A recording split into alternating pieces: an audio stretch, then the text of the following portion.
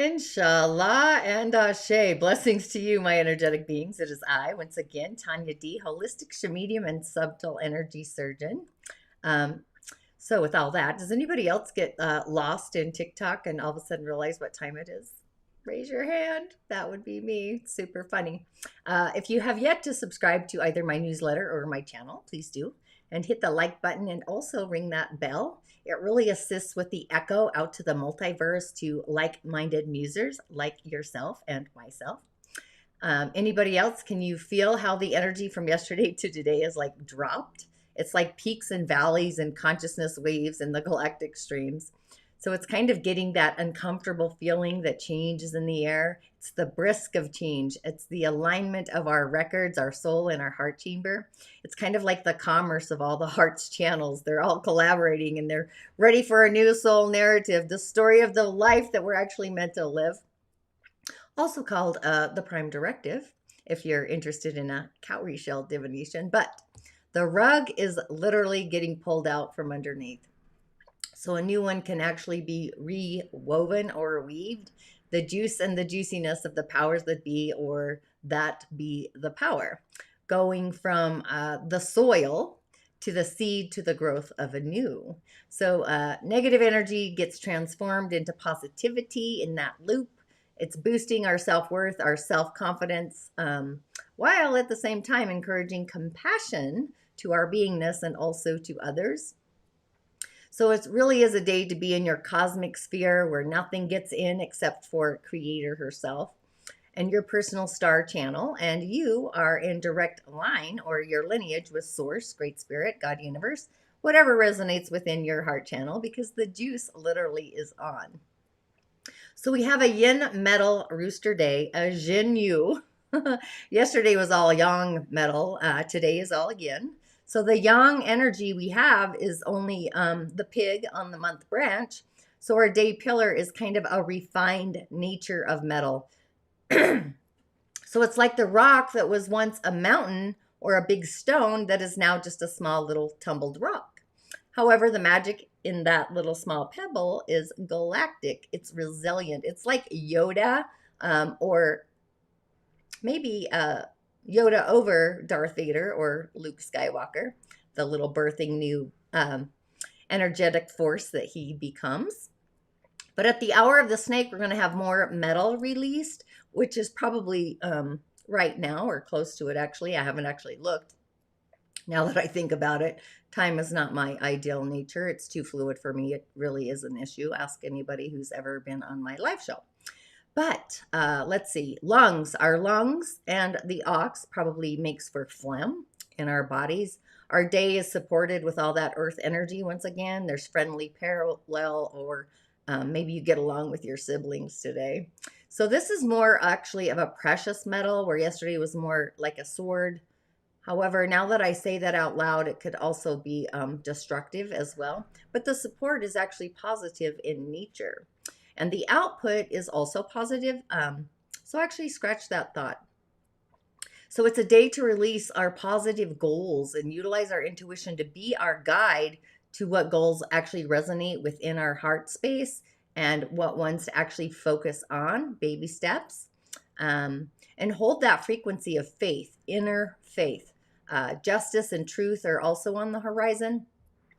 And it's also interesting and curious times that we're actually in right now. So it really is an energy of being courageous and also to go inward for soliciting our inner solitude. I am currently actually spreading the news of my new energetic super bundle, including soliciting solitude. It's really out the gate. I'm echoing that out into the multiverse as well. So if you see that, be sure to check it out. And our third eye is online, along with our shaman's portal, cleaning out the cobwebs of our past life stories.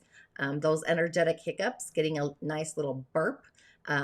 They don't get to be on the replay anytime soon. So it's time to actually get new books out in your shaman's portal, that library in the sky, new scribes, new scripts, and also into our heart's chamber. So it's like the colors of indigos, deep purples, dark twilight blue, oceanic blues, galactic sunrise blue or nightfall, you know, the opposing forces, the deepest of the night sky when the other world is actually awakening from its slumber, connecting to those otherworldly realms. You know, God Universe herself has that channel right open. Um, so it does take time and space to actually integrate the juiciness of the galactic universe. The Hitchhiker's Guide to the Galaxy, kind of in a way. So it's like being heart centric, and we're elevating to this galactic degree in vibration with Source. So I would definitely say make it juicy or juicier. It's time to really make the shift and change and transform. It's here, it's happening. It's like we are gliding into this new cosmic river stream. So really be in sync with your heart, the guardian of your galaxy, and bring in the one and the done. It's the finale in a way, and meditate on the aspects in your village, your beingness, that you are really trying to upcycle. So it's like, what am I upcycling? You know, I myself, I'm paying attention to my heart and what my heart authentically wants. Whenever I commit without having a heart to heart with my heart, the commitment goes like rancid. It's like it tumbles down because I've committed from a different stream, not my heart or my intuition. It truly is a thing. So you too might need to have a conversation with your own inner heart, your galactic heart, your high, your middle, or your lower heart herself.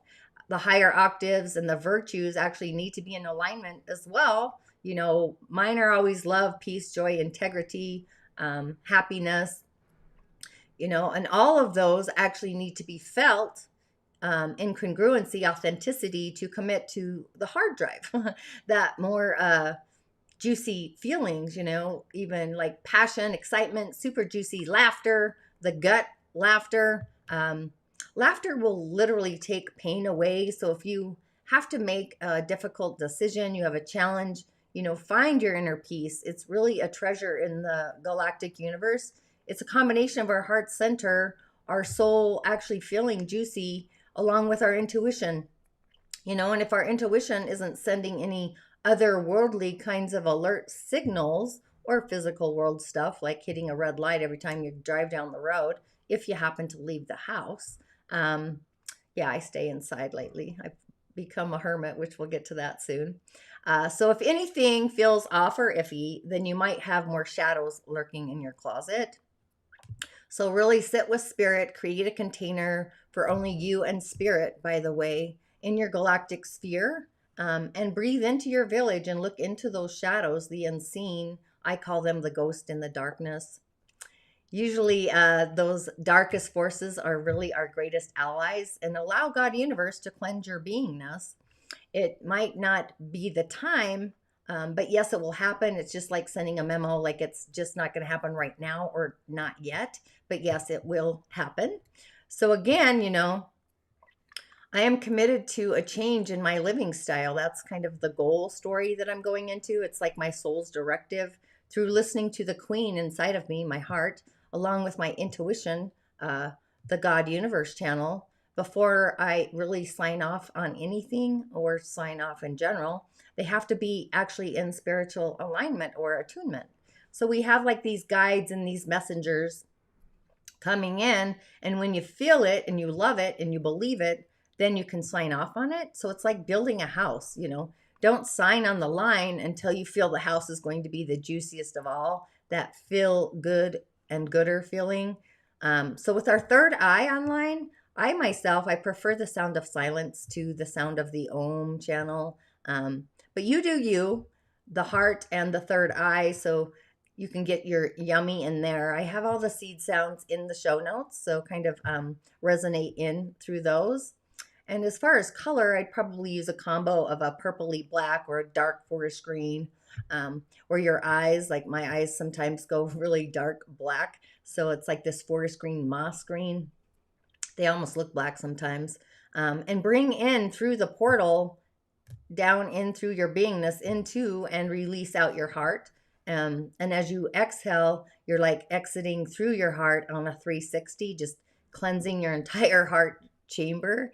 The sound of nature. And also, I should have actually brought in some fire because we don't have any fire in the chart today. It's all, it's pretty metalish, actually. We still have some earth, but there's a lot of metal refinement energy going on. So the missing link here without the fire is the realm of spirit, and fire is spirit. It's all the realms of spirit. You could light a green candle or a blue one. Blue is for peace and green is for change. So I would totally bring in those colors and those energies as well. You know, we all function differently intuitively, so you might resonate with stones, you might resonate with incense, crystals. Really, you know, you do you, whatever feels better in your corridor. So for fun, I actually, the stone of the day, I chose malachite. So these stones actually energetically are in alignment with the season of Scorpio. That's why I'm bringing them in. But malachite, there we go. Look at that juicy picture I found. Getting better at this, if I don't say so myself. So the Greeks, you know, weren't the only ones to fall for this swirling green stone. The Egyptians were smitten as well, and they'd often mine this green gem from the earth, clear back past 4000 BC. They would grind it down and actually create a pigment for Cleopatra, which inspired eyeshadows to adorn not just their eyes, but their wrists and their necks, you know. So as time kind of ticked off into the, or kicked off, I should say, into the Middle Ages, malachite hadn't fallen by the wayside or lost its magic. And it truly is a magical stone.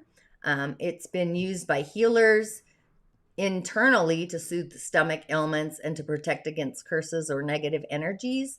And to this very day, it's still used in this protective way. It's been uncovered in the Egyptian mines, but the traveling stone can be found in all corners of the globe, the world, from the snows of Russia to the crackling sun-scorched earth of Australia. It's been pulled from the ground, and unsurprisingly, it's also found in some of the world's most lush, earthly, and spiritual destinations, like the depths of the Amazon jungle and the near vertical slopes of Congo even.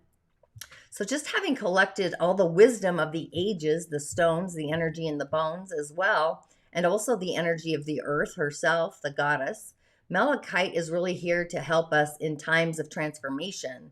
And we are embracing this transformation, or hopefully we are. So if you are ready to embrace new leaps or clinging to the edge of something, malachite will gift you with the strength to kind of prune your inner branches and say yes to the new growth, the new birth of it as well. It's the guardian of our heart, a healer of broken bones and blood pressure, a protector from the toxic flow of negative energy. It really is a very busy stone. If you could look into all the waves there, the green color, it always seems to have the super strength and powers, and it really loves connecting to our heart center as well. But it's no exception with this, the energetic properties. It has this, or I should say it does this amazing job at encouraging us to really let go of all of the old traumas and the patterns that hold us back and to step outside of our comfort zone. It can also balance our mind, our body, and our spirit. It's kind of this it's an alchemist, an alchemy for healers back in the day. And it's proven its worth over centuries when it comes to imparting ancient wisdom or just wisdom on the body. It's a stone known to keep our blood pressure on the down low, and it's actually a calming nature. It actually just assists us, and it works in harmony with our bones, encouraging quick healing for the broken bones, torn muscles, and also with joints. It's got this strong feminine energy. It's a stone that lends a hand to period problems like cramps or making the body flow in just better harmony, the harmonics, even when it comes to labor pains. It's also earned the name of the midwife stone. So it's just an amazing stone to help diminish fears, not just in an emotional way, but also in helping the body deal with a pounding heart or sweats that accompany a resistance to change or those kinds of phobias. So it's got this reputation as being really a talisman for travelers especially those who have a fear of getting on an airplane, or if you suffer from travel sickness even. And when it comes to emotional healing, this is where malachite really amps up its powers. One of the strongest elements that flows from malachite is its immense powers of protection. It's about flushing out toxic emotions and clearing away unwanted energies, and just ensuring that those negative vibrations really stay 6 feet away at all times. It gives courage and wisdom. It has the ability to spot and say no to all kinds of emotional kind of blackmail that comes in those frequencies, emotional frequencies. They're like waves. So it's the stone that sends a warning bell when things aren't as they seem, which in turn grants us the inner strength and the wisdom and the confidence that we need to know that no matter what, this stone will teach us how to have our own back without having any paranoia. So when it's not busy sweeping the path of poor energy, it's actually all about giving us the capacity to embrace change. So it's also known as the stone of transformation. So in using it, it kind of gives us a daily dose of courage. It invites us to step out of our comfort zone. Really, I feel like it assists us into climbing into our skin.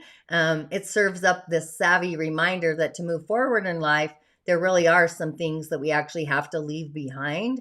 And it does this without letting go of the empathy or losing balance, but somehow keeps us centered, calm, and able to approach emotional decisions with ease and grace. So, like a lot of the light or dark green stones, it's predominantly a heart center stone. So when our heart center is blocked, we kind of struggle to show the full energetic spectrum of who we are from love, and also to let others in to share the infinity or the galactic gorgeous nature of our souls, our beingness inside, our prime directive, really. It really goes straight to work on our heart center, removing all those blocks so the beauty inside of us can flow. And it doesn't stop just at the heart center also. It works across all the energetic centers, strengthening our solar plexus. So we're able to feel grounded and brimming with vitality, because green in nature is vitality. So it's a natural energetic stir of light energy and force. It's just a for sure. So it also assists us into tapping into our third eye, where our infinite wisdom and our deepest intuition actually sits. So when our third eye is actually clear and open, it means that we are leaping into higher spirituality, a playground, really. And that's when magic can actually be manifested, and our psychic visionings have this chance to actually sweep right in, or just seep in. So I think malachite's just a magical stone that a lot of us could use right now. I mean, I don't know. I think that image looks pretty juicy. It makes me want to go out and check out the moss on my roof, quite actually. But the cards of the day, I went with my Grand Lux Tarot. And the first card I pulled is the Hermit herself. It's a guy though, right? Kind of looks like a Viking, really. So, unlike the Fool, who might be rejected by society against our inner will, the Hermit actually chooses and seeks out our own inner solitude, our own isolation. So it's just like he's got this light, that lantern, that lamp, and he's kind of searching for new paths. For a minute, I actually thought that was the ocean, but it's actually a path. It's almost like a path between waters and waves, it looks like. But he's searching a path for directions. So this is all about solitude and quiet contemplation and understanding what bubbles in, what comes through from introspection. So it really resonates with the energy of the day being really yin and soliciting our own inner solitude. So have some contemplation. I'd probably sit in my by my shrine or my altar to kind of bring in my own inner solitude, my intuition channel. And then I pulled the High Priestess. She's looking all juicy. And she's sitting there in her glory. She's got that owl soaring below her feet. But she sits between these two pillars. You can see the moon actually as well. at the top there. She's sitting between these pillars of wisdom. So for me, it's like the ancient wisdom, the wisdom of the origin, where we came from kind of thing. But she's this feminine energy, and she's balancing the male energy of the magician himself. So the owl connects these two cards together. So for me, that kind of shares the common qualities, and there are like otherworldly or unworldly, maybe secretive, veiled mystery. So both of these figures kind of suggest a combination of their individual kind of spirituality, um, different aspects of spirit, really, along with knowledge that is gained, whether it's the wisdom of the origin, the ancient wisdom, or the origin of wisdom itself, the ancient knowledge, and all that. And then I pulled the Three of Wands. There we go, which is awesome. So this is saying maybe there's a choice to be made. Maybe you took a risk, or an effort. You like placed an effort out in front of you. So now, at the moment, we can only hope and wait, and kind of wait for knowing inside of us, the knowledge, the ancient wisdom, that the results are going to be worth our time and worthwhile. But you can also see in the distant horizon, we have, there's like the cusp of the moon out there. Yeah, it's the moon. Where we can have, out in the future, the horizon, that we can see our dreams possibly, that our ship is actually coming in. So it's saying to be patient. It's on the horizon. And threes are also creativity. There are beliefs. They're otherworldly. It's Jupiter energy as well. So really tune into that frequency, and see what shifts for you, or what ships for you, as that is a ship. Jupiter herself is actually in Aquarius, so that's frequency and vibration. It's just moved a notch. So it's like what we feel and what we believe, and then the ideas kind of pop in when you collaborate those two frequencies. So some affirmations for the day, I would totally find your heart's virtues. Mine are always peace, joy, happiness, and integrity. And I also pour more love into my sacred chalice. That's what works for me. You find what works for you.